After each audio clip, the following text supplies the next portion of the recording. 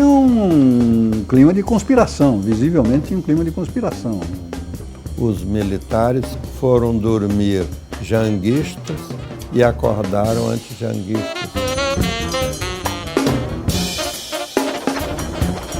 A Sara, desde 1968, vive dentro de uma caverna, nessa caverna onde a gente está agora. A cheia histórica do Rio Madeira, em Porto Velho, já deixa um saldo de pelo menos 3.500 famílias atingidas, bairros inteiros alagados, doenças que se espalham e estradas inundadas.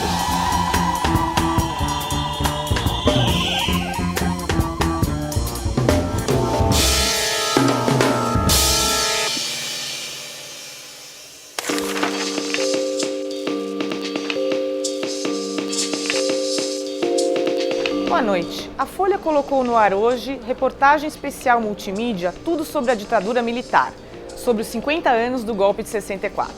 Reportagem tem filmes da época, entrevistas e um banco de dados com mortos e desaparecidos reconhecidos pelo governo. TV Folha mostra agora reportagem com base em depoimentos de personalidades que viveram ou estudam a ditadura militar.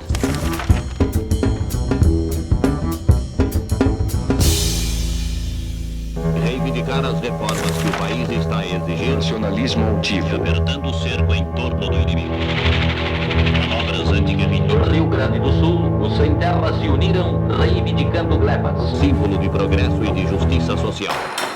Nenhum momento, nenhum minuto, durante 24 horas, em que não houvesse um programa falando mal, criticando, fazendo intriga contra o João Goulart. Não, tinha um clima de conspiração, visivelmente tinha um clima de conspiração.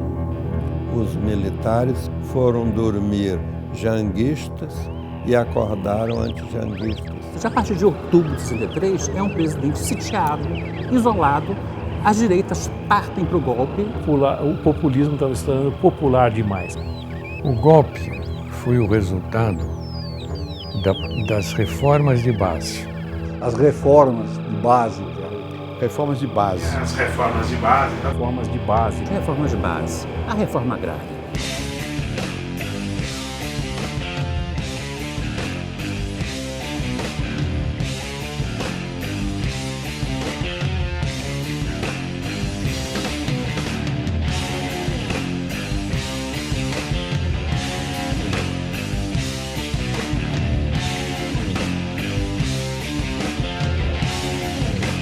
O presidente João Goulart, ao assumir, ele percebeu que era impossível atender às reivindicações populares sem alterar certos aspectos básicos da vida brasileira, fundamentalmente a reforma agrária.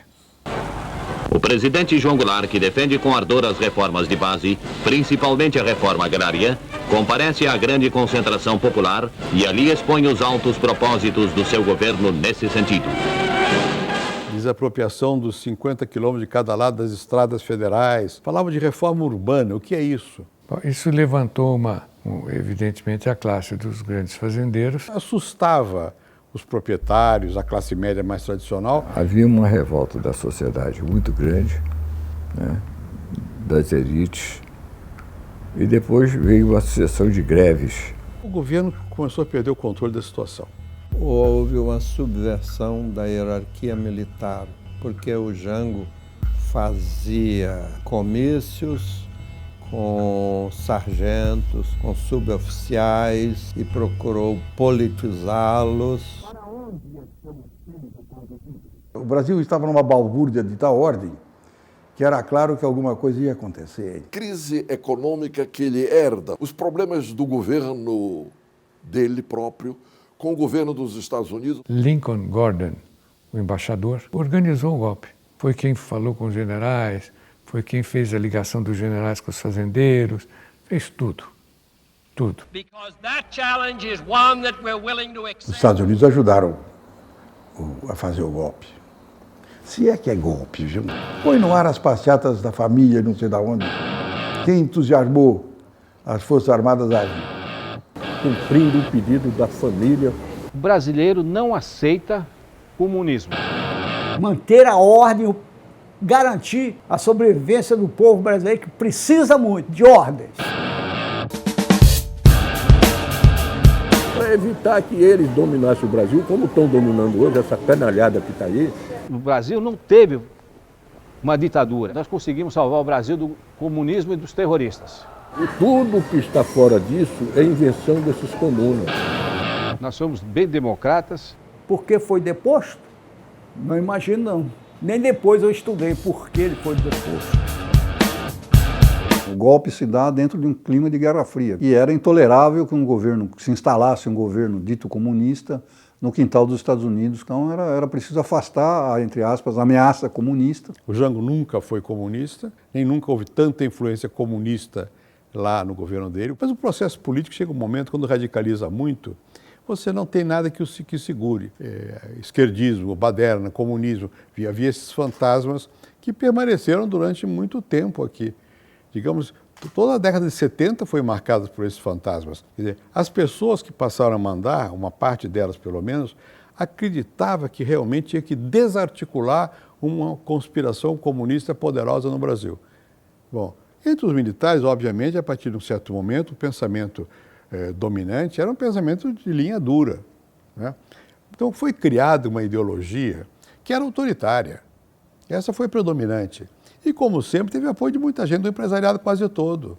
Eu gosto da ideia de falar em golpe militar e civil para não parecer que era uma coisa de um bando de loucos militares. Gradualmente, essas forças todas antagônicas conseguiram um alto grau de coesão, tanto no plano dos empresários, da cidade e do campo, da imprensa, da grande imprensa, excetuando a última hora.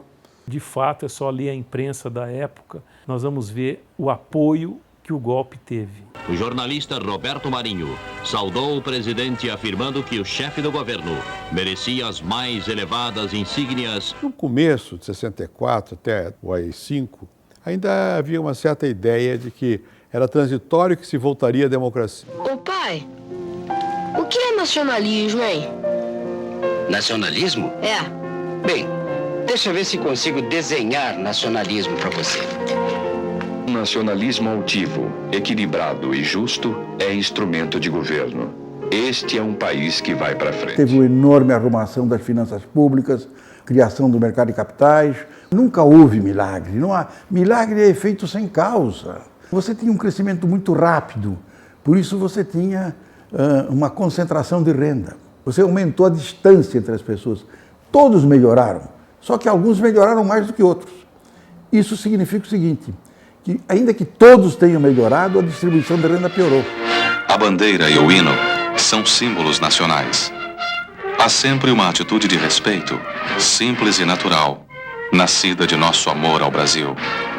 Sem qualquer exagero, basta ficar de pé.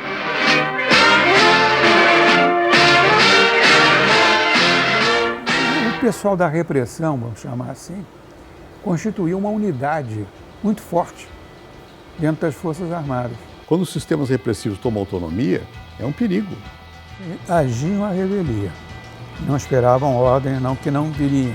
E a repressão achou que estava diante de um inimigo fortíssimo e utilizou todos os instrumentos mais reprováveis e cruéis para derrotar um bando que não tinha tanta força assim. É uma coisa inconcebível. Quando você lê hoje, meu Deus do céu, era nada.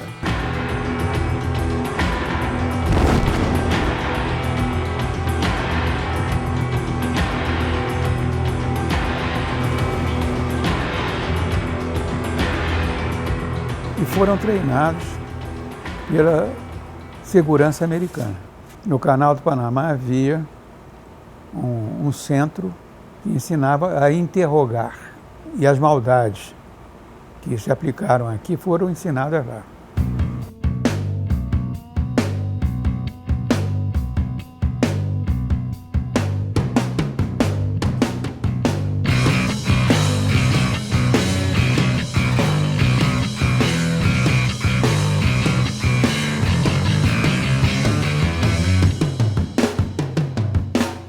Essa ditadura, a meu ver, ela foi muito prejudicial à sociedade brasileira, foi muito perniciosa, seja em qualquer tipo de análise, né? Na economia, na sociedade, na política, na cultura, sobretudo, né, para milhares de pessoas não é, que foram obrigadas a viver no exílio, não é, que foram assassinadas, que foram torturadas, pessoas que perderam seus entes queridos assassinados e torturados. A polícia foi me prender. Então daí eu não fui mais à faculdade e nem voltei nunca mais à minha casa. Então aquilo para mim foi um corte. Sem entender bem as razões, você sai da sua raiz, você não esquece nunca. Nunca. Quer dizer, que te quebram a vida. O golpe de 1964, ele continua muito presente. Não é? Basta a gente ver nos jornais pessoas narrando as bárbaras torturas que sofreram e até mesmo torturadores ou chefes, comandantes de torturadores, escapando da justiça devido à lei da anistia. Foi programado e foi feito anistia ampla e restrita, quer dizer, não ia discutir o que o cara tinha feito ou não, ele estava anistiado. Do lado terrorista, eles até hoje estão com esse negócio de comissão da verdade. Comissão de que verdade? A deles? Qual é a verdade que está prevalecendo? A deles. Porque chega não, eu parei com as perguntas, o senhor não precisa responder. Essa história toda, ela tem um reflexo nos dias de hoje. Hoje não se mexe com torturadores do presente. Porque todos têm medo que o torturador do presente bota o dedo na cara e fala assim, mas não, vocês não processaram os outros, por que vai me processar? Eu vou descer o direito meu de me manter calado, agora não vou mais falar nada. Sim, meu pai foi assassinado na tortura, na minha frente. O que foi anunciado? Que ele resistiu à prisão, foi baleado e morreu a caminho do hospital. O que a PN faz hoje? A pessoa resistiu à prisão, foi baleada e morreu a caminho do hospital. Igualzinho. É o mesmo modus operandi do DOI-CODE. Ninguém foi morto lá dentro do DOI. Todos foram mortos em combate. Isso é fruto daquele momento autoritário, alguma coisa que a sociedade brasileira precisa resolver. Não é tortura, é abuso de autoridade. Um monte de besteira para escamotear tortura. Não tem processo de tortura no país. É um passado que não passa e por isso ele continua presente. Né? Ou seja, a nossa democracia é uma democracia que está se enraizando, mas ainda não é uma coisa enraizada. Temos aí mais de 20 anos ou 30 anos aí depois da redemocratização e algumas desigualdades permanecem. É muito difícil fazer reformas sociais numa sociedade como a brasileira. Não é que a nossa democracia, a nossa ou de qualquer outra, que seja uma obra acabada. Esta é uma obra que está sempre necessitando de mais reflexão. A democracia é um estado de espírito.